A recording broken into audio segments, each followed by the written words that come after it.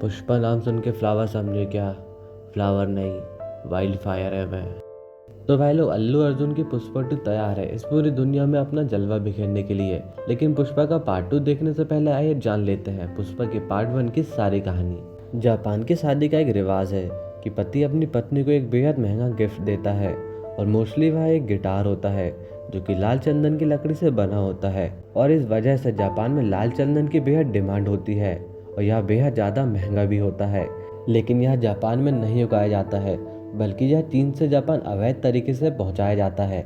लेकिन यह चाइना में भी नहीं होता है, बल्कि यह चाइना से हज़ारों किलोमीटर दूर मद्रास से भी अवैध तरीके से यहाँ भेजी जाती है। और मद्रास से इन चंदन को बड़े बड़े ट्रक से लेकर आया जाता है और पूरी दुनिया में लाल चंदन सिर्फ यहीं पर होता है।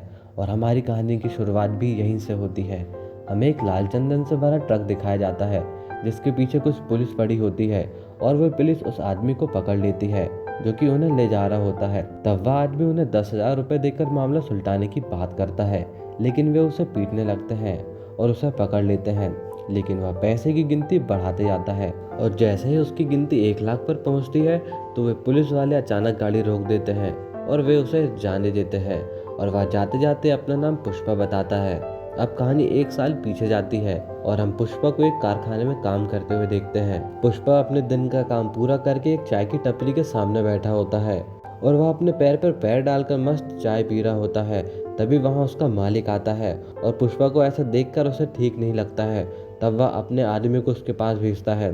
तब उसका आदमी वहाँ आता है और वह पुष्पा से कहता है कि तेरा पैर पे पैर डालकर बैठना मालिक को पसंद नहीं आया और अगर तुझे यहाँ रहना है तो तुझे ढंग से रहना होगा।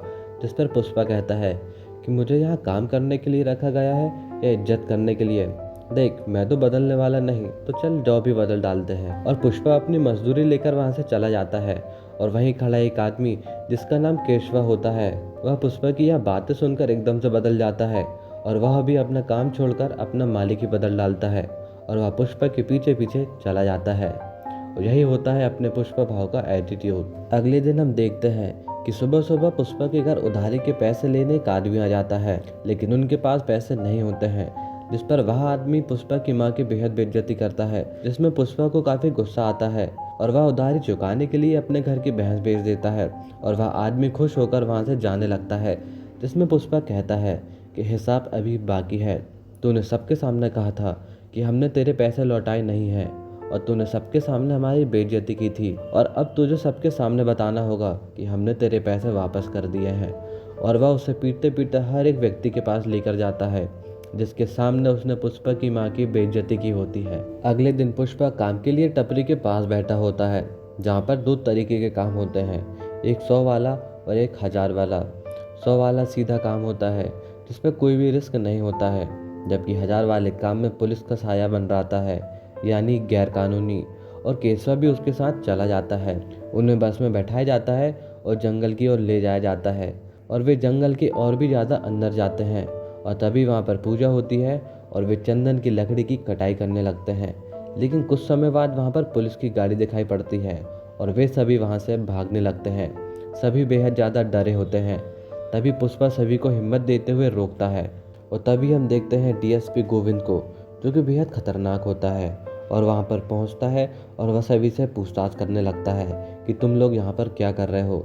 जिस पर वे कहते हैं कि हम यहाँ पर बकरी चरा रहे हैं। और उस समय पुष्पा अपनी कुल्हाड़ी को धार दे रहा होता है। जिस पर गोविंद कहता है कि अगर तुम यहाँ पर बकरी चरा रहे हो तो तुम्हें इन हथियारों की क्या ज़रूरत है। जिस पर पुष्पा कहता है ये हथियार तब काम आएंगे साहेब कि जब कोई शिकारी उन बकरियों पर हमला करेगा। जिस पर एक कांस्टेबल कहता है कि क्या तुझे साहब से बात करने की तमीज़ नहीं।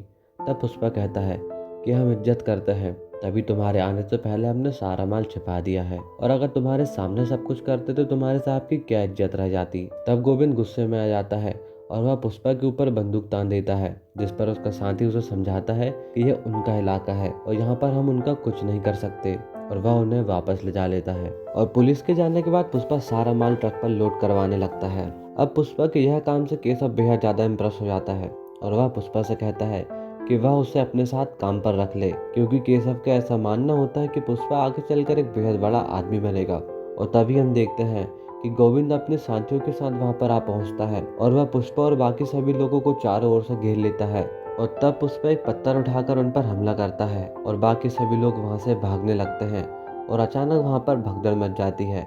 लेकिन पुष्पा हिम्मत से काम लेता है और वह चंदन से भरे ट्रक को अपने साथ वहाँ से ले जाने लगता है और उसे ले जाकर एक जगह छिपा देता है। लेकिन पुलिस उसे पकड़ लेती है और अपने साथ वह उसे पुलिस स्टेशन लेकर जाती है, जहाँ पर पुष्पा की बेहद ज़्यादा पिटाई की जाती है। लेकिन वह एक भी शब्द नहीं कहता है, बल्कि वह अपने एटीट्यूड में रहता है। जिस पर गोविंद उससे पूछता है कि आखिर तेरा मालिक कौन है जिसके लिए तू ये सब कर रहा है। जिस पर पुष्पा कहता है कि मैं ही अपना मालिक है साहब, और कौन, और इस पूरे ज़िले में अपन को नौकरी पर रख सके ऐसा कोई पैदा ही नहीं हुआ। तभी वहाँ पर एक पुलिस वाला आता है और कहता है कि ये हमें ऐसा कुछ नहीं बताने वाला है। तभी वह उसका पूरा नाम उससे पूछता है, जिस पर वह कहता है कि पुष्पा पुष्पराज। तभी वह पुलिस वाला कहता है कि अपना पूरा नाम बता, अपने बाप का नाम बता। जिससे कि पुष्पा शांत हो जाता है और अचानक वह बेहद ज़्यादा इमोशनल हो जाता है।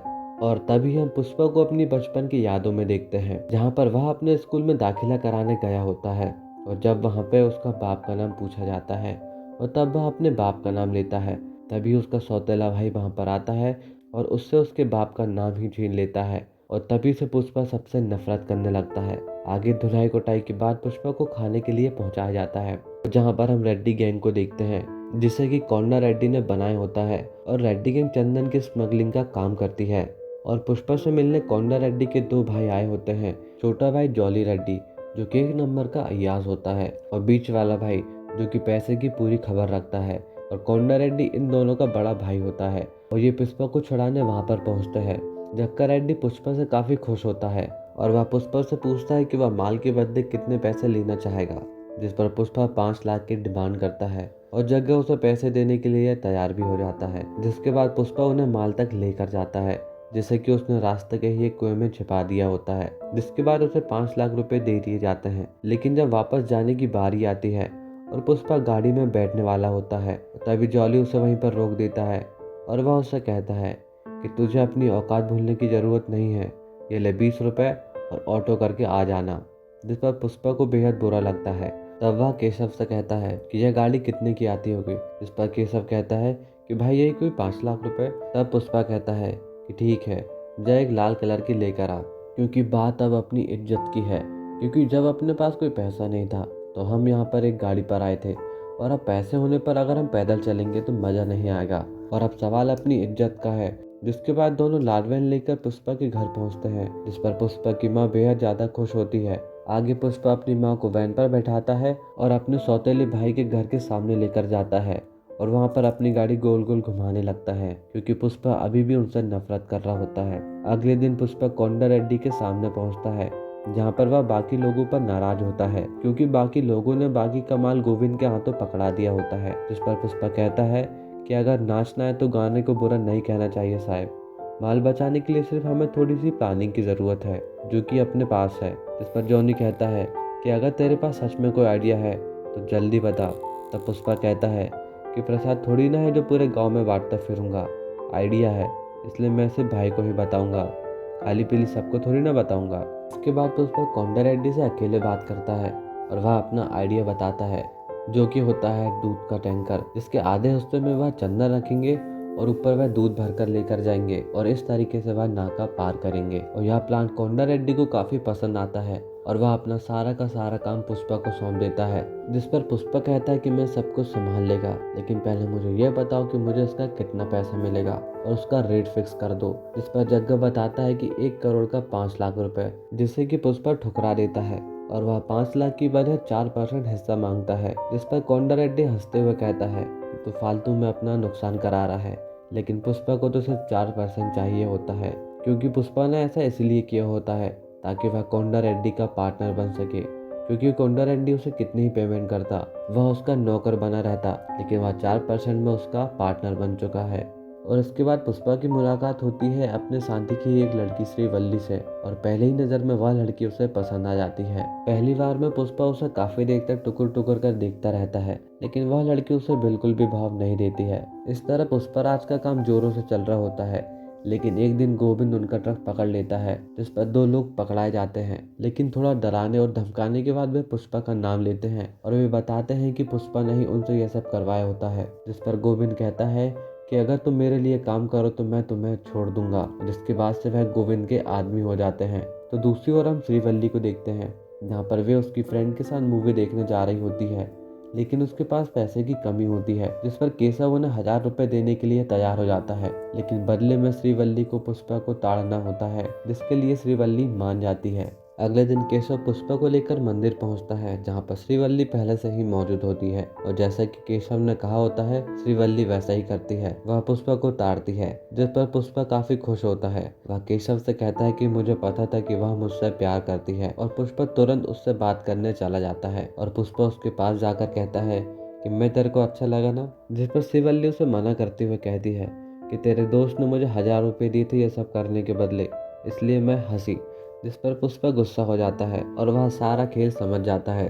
तब वह केशव के पास जाता है और उससे कहता है कि तूने तो मेरी पूरी इज्जत का ही भरता पानी कर दिया है, अब मैं क्या मुंह दिखाएगा रे उसको। आगे पुष्पा कहता है कि चल ठीक है, तूने मेरी इतनी बैंड तो बजा ही चुकी है, लेकिन एक काम और कर, तूने उसको 1000 रुपये दिए थे ना यह सब करने के, तो अब उसे 5000 रुपये दे और तू उससे जाके बोल कि वह मुझे चुम्मी दे। तो होना क्या था, पैसे के लिए श्रीवल्ली मान जाती है और अगले दिन वह पुष्पा के पास पहुंचती है। लेकिन जब वह उसे किस करने वाला होता है, तब वह अचानक रोने लगती है और कहती है कि मैं अपनी पहली चुम्मी अपने पति को ही देगी, और वह पुष्पा से बहस करके वहां से भाग जाती है। अब आगे सीन शिफ्ट होता है और हम 1000 टन चंदन के साथ मंगल सीने को देखते हैं, जो कि चंदन को अपनी मंजिल तक पहुंचाने का काम करता है, जिसके साथ उसका साला होता है और वह अपना सारा माल लेकर कोंडा के पास पहुंचता है ताकि वह उसका सारा माल सुरक्षित रख सके, और कोंडा यह काम पुष्पा को सौंप देता है। अगले दिन सारा माल गोदाम पर ही पड़ा होता है, जबकि उन्हें रात में ही वह माल निकाल देना था, और तभी पुष्पा वहां पर पहुंचता है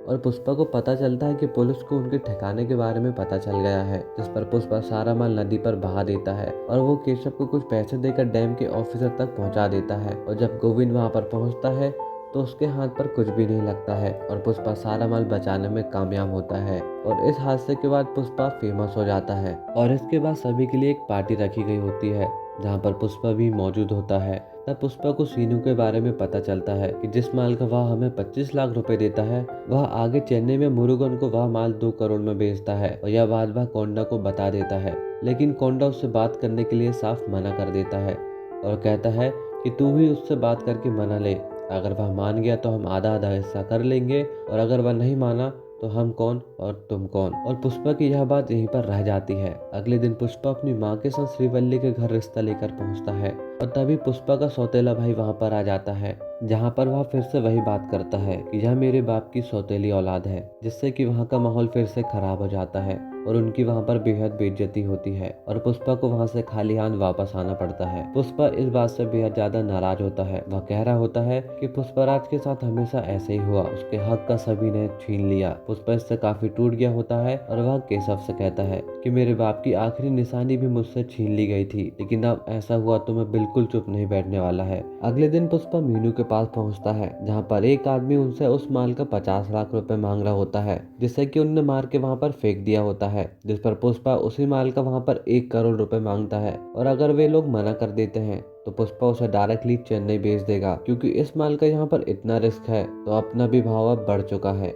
इस पर मीनू कुछ भी रिप्लाई नहीं करता है और पुष्पा वहां से चला जाता है। जिस पर मीनू का साला कहता है कि हमें इसे पहले ही मार देना चाहिए था, जबकि इनने पैसे की बात की थी। लेकिन इस आदमी की लाश देखकर भी उसे कुछ भी एहसास नहीं हुआ, और यह देखकर तो मैं खुद ही दंग रह गया था। और तभी पुष्पा वहां पर वापस आता है और वह उनसे कहता है कि अपने को एक कॉल करने का है, तो क्या मोबाइल मिलेगा प्लीज। और वह उनके ही मोबाइल से मुरुगन को डायरेक्टली कॉल करता है और माल बेचने की बातें करता है। तभी मंगल सीनू के आदमी उस पर हमला करते हैं, लेकिन पुष्पा भाव सभी की बैंड बजा देता है। जिसके बाद वह सीनू के साले से कहता है कि अभी ये उस तरह की प्लेट, नाम सुन के फ्लावर समझे क्या, फ्लावर नहीं फायर है मैं। और अगली रात पुष्पा सीधे मुरुगन के पास पहुंचता है और माल देखकर मुरुगन बेहद ज्यादा खुश हो जाता है, क्योंकि ये माल खरा सोना होता है, जिससे कि खुद गहरे जंगल से पुष्पा ने लाया होता है और इसे सिर्फ वही ला सकता है। और इसकी खबर कोंडा को पड़ती है तो वह पहले इसके लिए मना कर देता है, लेकिन पुष्पा कहता है कि इस माल का भी 1.5 करोड़ देंगे, और पैसे की लालच में वह मान जाता है। और जैसा कि उसने वादा किया होता है, मुनाफे का 50% पुष्पा को मिलता है। इधर जॉली को पता चल गया होता है कि उनके बीच दो धोखेबाज हैं, जिसमें से एक श्रीवल्ली का बाप होता है और एक को वे मार देते हैं, और उन्हीं लोगों ने पुलिस तक यह खबर पहुंचाई होती है। और जब जॉली को पता चलता है कि वह श्रीवल्ली का बाप है तो वह सीधे श्रीवल्ली के पास पहुंचता है और वे उससे कहते हैं कि अगर वह उसके बाप को जिंदा देखना चाहती है उस रात उसके पास पहुंचे और अपने बाप को अपने साथ ले जा ले। और उस रात के लिए श्रीवल्ली तैयार होती है और जॉली से मिलने से पहले वह पहुंचती है पुष्पा के पास। श्रीवल्ली को अच्छे से पता होता है कि जॉली उसके साथ क्या करना चाहता है।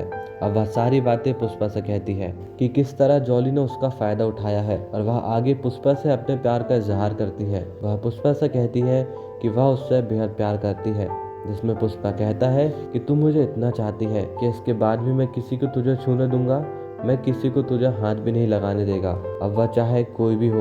और वह श्रीवल्ली के साथ सीधे जॉली के पास पहुंचता है। पुष्पा उसकी जम की धुनाई करता है और श्रीवल्ली के बाप को छुड़ा लेता है और वहां से चला जाता है। जॉली की हालत बेहद ज्यादा नाजुक होती है, लेकिन कोंडा के पूछने पर वह किसी का नाम नहीं बताता है क्योंकि वह उससे खुद बदला लेना चाह रहा होता है। अगले दिन पुष्पा तिरुपति जाने की तैयारी करता है और वह जाने से पहले श्रीवल्ली से मिलता है और कोंडा रेड्डी के साथ माल लेने पहुंच जाता है और वह माल लेकर वापस आने लगता है। इधर केशवा को पता चलता है कि वे जॉली को मारने की बातें कर रहे होते हैं। तब कोंडा ने पुष्पा की सारी बातें सुन ली होती है और अब कोंडा को पता होता है कि उसके भाई की हालत किसने की होती है, यानी अब पुष्पा खतरे में होता है और वह तुरंत पुष्पा को मैसेज करता है, लेकिन देर हो चुकी होती है। कोंडा उसे उस समय पकड़ चुका होता है, लेकिन पुष्पा इसके लिए पहले से ही रेडी होता है क्योंकि उसे पता होता है कि एक दिन कोंडा जरूर ऐसा करेगा। इसलिए पुष्पा पहले ही सीनू के आदमी को वहां बुला चुका होता है और वे सभी एकदम सही समय पर आते हैं और सबसे पहले वे कोंडा को ही निपटा देते हैं और वे आपस में लड़ने लगते हैं।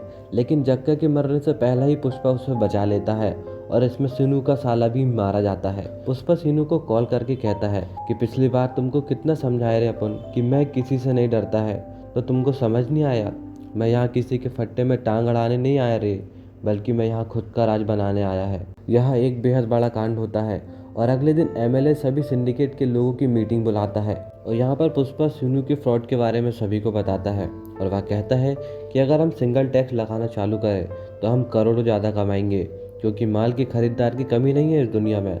सभी लोग लाइन लगाकर खड़े हुए हैं और आप मुझे एक मौका देकर देखो, मैं सभी को माला माल कर दूंगा। पुष्पा यहाँ पर नया होता है, इसलिए बाकी के लोग उस पर विश्वास करने से कतरा रहे होते हैं कि यह नया लड़का आखिर क्या ही कर पाएगा। लेकिन एमएलए के सामने पड़ा पैसा उसे दिखाई देता है और तब वह पुष्पा से कहता है कि आज से तू सीनू की जगह मेंबर रहेगा, और एमएलए उसे सिंडिकेट का मेंबर बना देता है और बाकी के लोगों से कहता है कि वे सभी अपना माल पुष्पा को देंगे। और यहाँ से पुष्पा की किस्मत खुल जाती है और पुष्पा ने जैसा सभी से वादा किया होता है वह सभी को पैसों से नहला देता है। एमएलए भी अब मिनिस्टर बन चुका होता है और पुष्पा भाव एक बेहद बड़ा आदमी। इस तरफ सीनू की वाइफ अपने भाई की मौत का बदला लेना चाह रही होती है, लेकिन सीनू इस समय पुष्पा के सामने कुछ भी नहीं होता है और वह उसका कुछ भी नहीं बिगाड़ पाता है। इसी बीच पुष्पा की शादी श्रीवल्ली से तय हो जाती है और सब कुछ ठीक चल रहा होता है। इधर जॉली भी अब होश में आ गया होता है और वह धीरे धीरे ठीक हो रहा होता है और वह बदले की आग में जल रहा होता है। और अब यहाँ पर पुष्पा को टक्कर देने वाला कोई भी नहीं होता है जो कि पुष्पा के आगे बोल सके।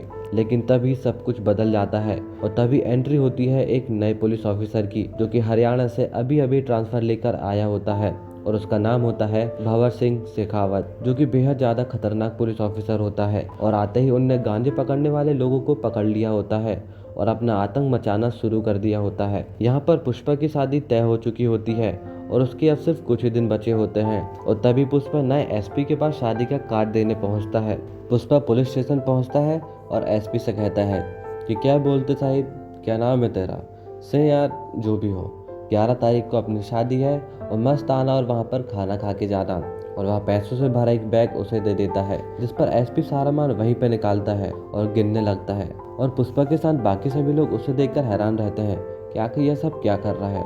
एसपी सारे पैसे गिन लेता है, लेकिन गिनने के बाद भी वह कहता है कि इसमें फिर भी कमी है। तब वह सभी के सामने पुष्पा से कहता है कि इसमें कमी है और वह कमी है ब्रांडिंग की। देखो, इसने भी वाइट शर्ट पहनी है और मैंने भी वाइट शर्ट पहनी है, लेकिन इसकी शर्ट में कोई भी ब्रांड नहीं है, लेकिन अपन ने जो शर्ट पहनी है ना, इस पे ब्रांड है। और वह आगे कहता है कि जिसकी खुद भी कोई औकात नहीं होवे है ना, उसे दूसरे की औकात ना दिखे हैं। और तभी वह पुष्पा को हथकड़ी पहना देता है और कहता है कि अगर तन्ने जेल भेज दूं तो तेरी शादी 3 साल तक ना होगी, और तब मैं ही डिसाइड करेगा कि तेरी शादी कब होगी और कहाँ होगी और तेरे कब बच्चे होंगे। सब कुछ सिर्फ मैं ही डिसाइड करूँगा। जिस पर पुष्पा एसपी से कहता है कि पुष्पा की गिनती कभी गलत नहीं होती है, आपको और कितना माल चाहिए साहब। और भंवर सिंह को इसी की तो कमी होती है, और वो थी इज्जत की। और तब वह पुष्पा से कहता है कि अब वही डिसाइड करेगा कि उसे कितना माल चाहिए और कब चाहिए। और यहाँ से पुष्पा भाव बदल जाते हैं। शेखावत जब भी उसे जैसा बोलता है पुष्पा वैसा ही करने लगता है। और ऐसा पहले कभी नहीं हुआ था कि पुष्पा किसी की जी हुजूरी में लग गया हो, लेकिन पुष्पा ने शेखावत के लिए ऐसा ही किया। अब पुष्पा की शादी का दिन होता है, लेकिन पुष्पा अपनी शादी में मौजूद नहीं होता है, बल्कि वह अपनी शादी छोड़कर शेखावत के साथ पार्टी कर रहा होता है। और यहाँ पर पुष्पा शेखावत को उस दिन की सारी बातें याद दिलाता है कि जब वह उससे पहली बार पुलिस स्टेशन में मिला था, कि किस तरह उसने उसकी बेइज्जती की थी, उसकी वाइफ की बेइज्जती की थी, उसकी माँ की बेइज्जती की थी और ब्रांडिंग के नाम पर उसके बाप का नाम लिया था। लेकिन पुष्पा अपनी माँ की बेइज्जती नहीं भूल पाया था और ना ही वह सहन कर सकता था।